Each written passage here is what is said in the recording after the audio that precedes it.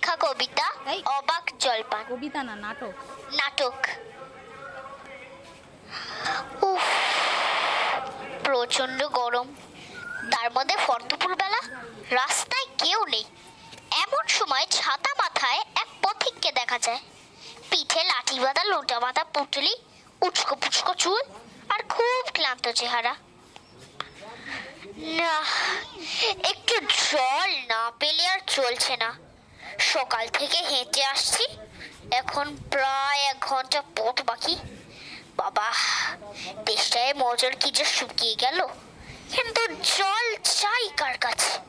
গৃহস্থের বাড়ি, দুপুর রোদে দরজায় এঁটে সব ঘুম দিচ্ছে, ডাকলেও সাড়া দেয় না।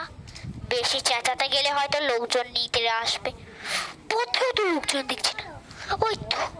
ওই তো একজন আসছে, ওকে জিজ্ঞেস করি, এই ভালো কচি কচি ফল ছিল, খাবেন? হঠাৎ ঝুড়ি মাথায় করে আর এক ব্যক্তিকে দেখা যায়।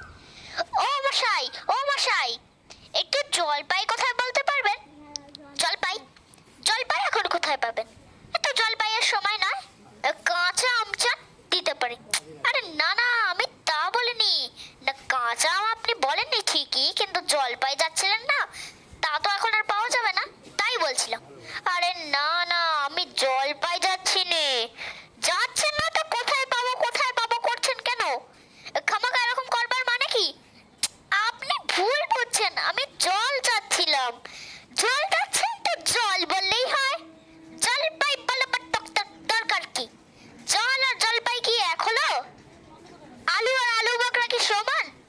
মাছ সোজা মাছরাঙাও কি তাই? বরকে কি আপনি বরকন্দাজ বলেন? চাল কিনতে গেলেই কি চালটার খোঁজ করেন? উফ, খাট হয়েছে মশাই, আপনার সঙ্গে কথা বলে আমার অন্যায় হয়ে গেছে।